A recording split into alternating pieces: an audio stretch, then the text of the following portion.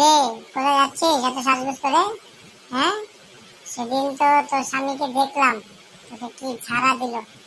তোর কি লজ্জা করে না রে? তুই স্বামী ছেড়ে পরকিয়া করিস। হ্যাঁ, এখন আবার কোন ছেলের সাথে দেখা করতে যাচ্ছিস? সত্যি করে বলতো আমাকে, ঘটনাটা কি? কটা ছেলের মাথা কাটছিস তুই চিবিয়ে? হ্যাঁ, সেদিন দেখলাম ওই রেস্টুরেন্টে যাচ্ছিস, তারপরের দিন দেখলাম ওই রেস্টুরেন্টে যাচ্ছিস। এত রেস্টুরেন্টে তো খাই খাই খাই খাই খাই খাই করিস কেন? হ্যাঁ, স্বামীকে কি মেরে ফেলবে নাকি?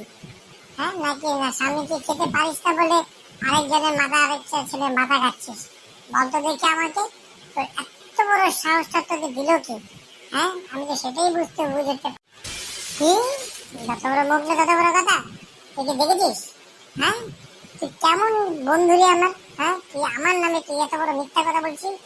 আমি কয়টা মার থাকিয়েছি? হ্যাঁ, এখন তো কিছুই শুরু করিনি। আমার স্বামীকে আমি পকেট বাজাচ্ছি, তাহলে তোর সমস্যাটা কি? আমি আমার বয়ফ্রেন্ড আমি পকেট খালি করছি, তোর তো আমি পকেট খালি করছি না। তুই আগে নিজে ঠিক হ, তোর নিজের চরিত্রটাকে ঠিক কর। তুই নিজের বউকে রেখে তুই আরেক ছেলে নিয়ে তুই ঘুরিস, সেটাকে আমি মনে করেছিস কিছুই খোঁজ রাখি না? সব কিছু খোঁজ খবর রাখি। তুই ভালো হয়ে যা বলে দিলাম। আমার সংসারে প্যাঁচ লাগালে তোর মাথার চুল যে কটা আছে না, আমি সব কটা আমি টেনে ছিঁড়ে আমি শাক দিয়ে দেখাবো। তুই আমাকে চিনিস না, আমার নাম হচ্ছে জুলেখা।